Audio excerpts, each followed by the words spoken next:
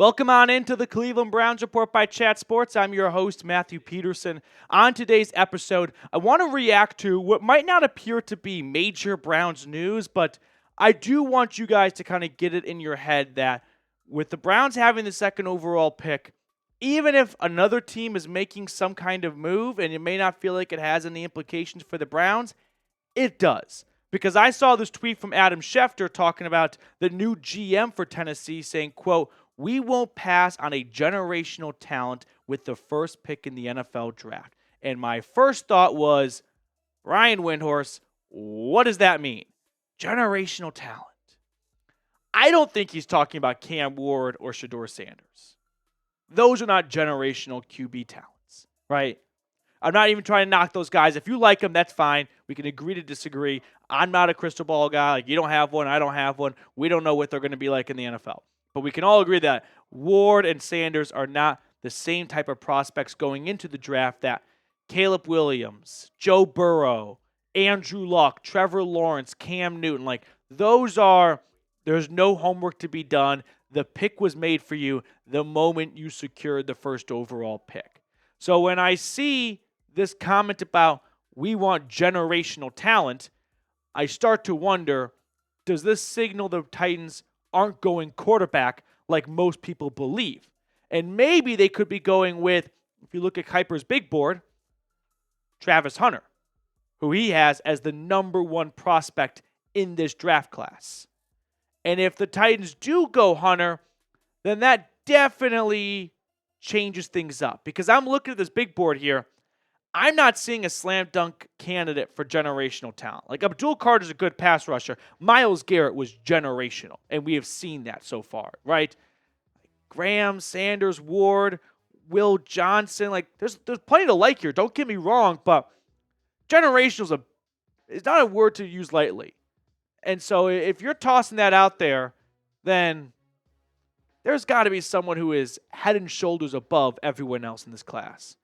And Travis Hunter is probably the best prospect right now. Everyone's got him at number one. He plays both ways. He's extremely versatile. He's extremely exciting. So if the Titans really are sticking by their word here, then the pick for Tennessee is Travis Hunter, which means now Cleveland has their pick of both quarterbacks at number two if they want to go down that path. So that's why I opened up with, when you see news around the NFL, try to take a moment and look at it through the lens of the Cleveland Browns. How does that impact Cleveland? Because when you're picking second, there's going to be a lot of news storylines out there that will have ramifications on Cleveland.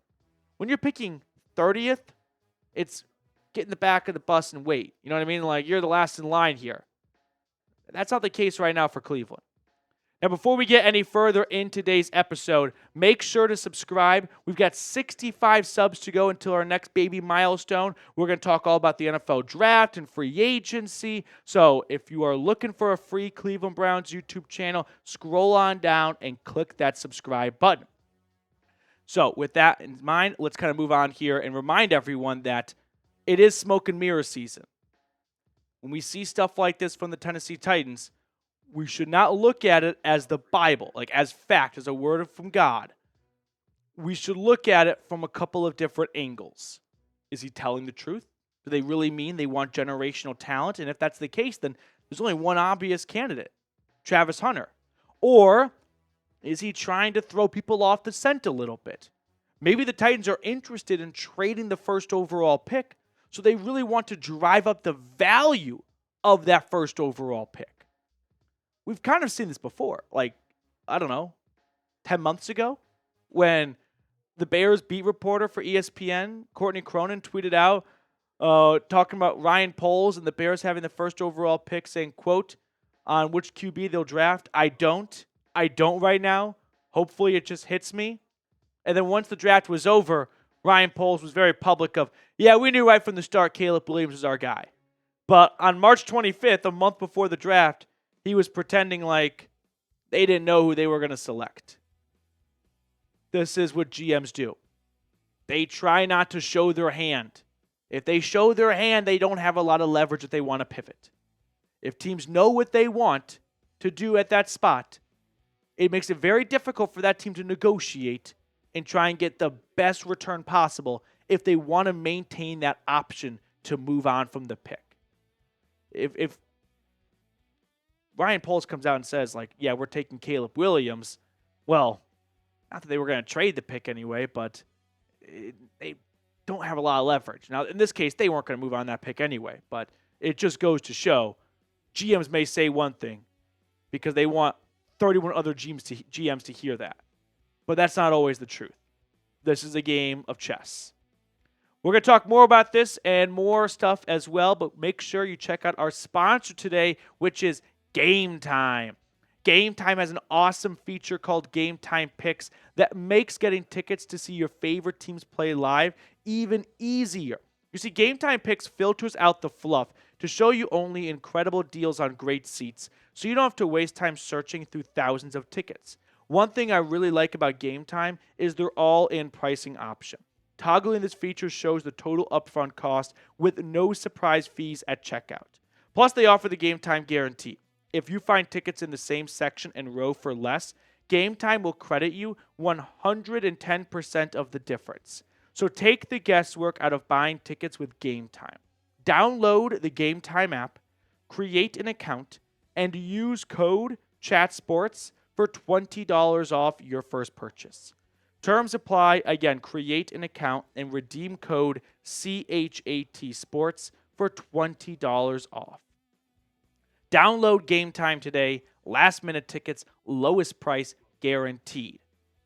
Now, if the Browns really do have the opportunity to select Cam Ward because the Titans are sticking to their word, which is generational talent, and that can only really mean one player, Travis Hunter. Well, now the draft, I wouldn't say starts with Cleveland, but things make an interesting, U-turn. And Cam Ward could be the pick for the Browns because I think by most people's account, he is the top quarterback in this draft class. You can look at the numbers, and they speak for themselves. I mean, the guy threw nearly 40 touchdowns and 7 interceptions. Now, it's also important to say that college stats should not be viewed as something that can translate to the pros. I don't think people need to hear that, but, Bailey Zappi threw 50 touchdowns in college. So just pump the brakes a little bit when you see a big touchdown or low interception number. That's not going to tell you the whole story. But just an overall prospect on Ward and some background information on him. From a size standpoint, he's excellent. 6'2", 223 pounds. He is everything you have and everything you want for a prototypical quarterback. Elite arm talent. He can make tons of difficult throws. He's got a rocket of an arm. He's got an ability to make difficult off-platform throws, moving to his left, moving to his right, throwing across his body. I've seen it all from Cam Ward. He's got the arm talent to make a lot of tough throws. Now, he's a gunslinger, which is kind of a good and bad thing. It's fun, like how Jameis is fun, but it comes at a price. 30 touchdowns, 30 interceptions. You're not going to have a starting job for long if you're throwing 30 touchdowns and 30 interceptions. And that's the part of the game that has to change for Ward. The 7 interceptions this past season don't really reflect that for him, but the actual tape itself shows Ward made a lot of what my old high school lacrosse coach would say, hero ball plays, where you try and do it all yourself. You put the cape on, and in college, maybe you can run around and avoid defenders a lot easier when you're playing Virginia Tech. That's not going to work against the Steelers and the Ravens. So that's a part of the game that has to be corrected by Ward, because if he tries to play his version of football in the NFL, it's either going to be one big flop or he'll be the next Patrick Mahomes. And I'm not going to put my money on him being the next Patrick Mahomes. So the arm talent is there, but at the same time, does Cam Ward look like a Stefanski quarterback? We've spent a lot of time over the last couple of weeks talking about how Deshaun Watson is not a Stefanski quarterback, right? They want to get back to someone who can get under center, run play action. That's not Ward. No, Ward is a shotgun spread gunslinger. So I'm having a difficult time convincing myself for everyone that's been advocating for the Browns to get a quarterback, were you also advocating for the Browns to get back towards the offense that Stefanski had a lot of success with before Watson? Because if so, these two are colliding. They are not things that mesh well. Now, here's the ultimate wild card in all this. And it doesn't matter what I say or you think or what the Browns think for that matter. If Jimmy Haslam just knocks down the door of that war room and says, I want butts and seats. I want people back in Huntington Bank Field or wherever the next stadium is going to be. A great way to buy yourself some time is to draft a quarterback second overall. You're going to get a fan base that kind of gets some new hope again and gets re-energized. You're going to sell some tickets. You're going to sell some jerseys. And for some owners, that's not a bad strategy.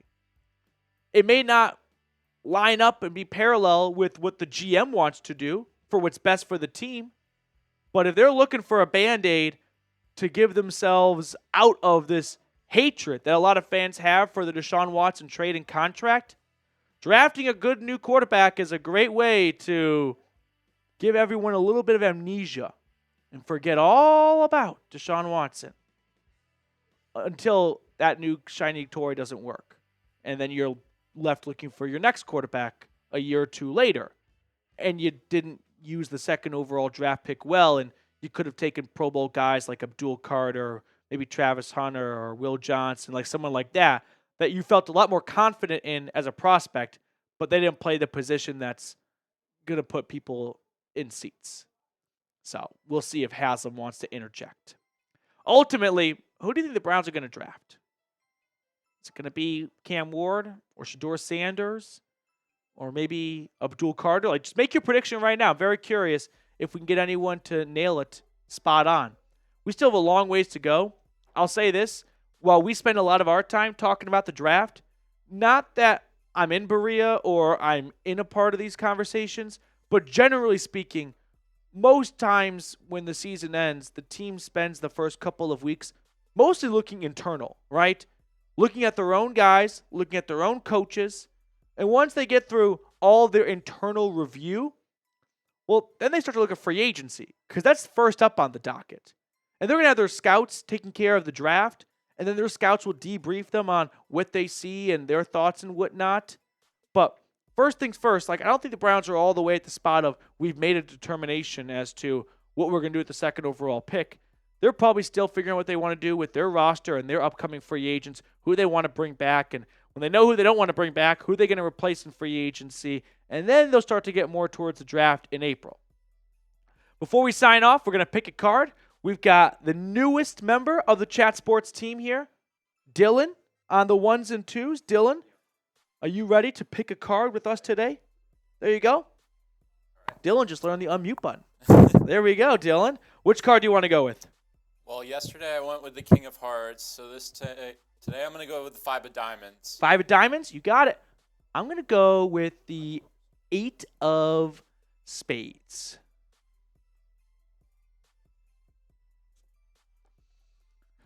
We're both losers, Dylan. It's two of spades. Two of spades. Damn. All right. That will do it for us on today's episode. Thank you guys for tuning in. I'll see you all later.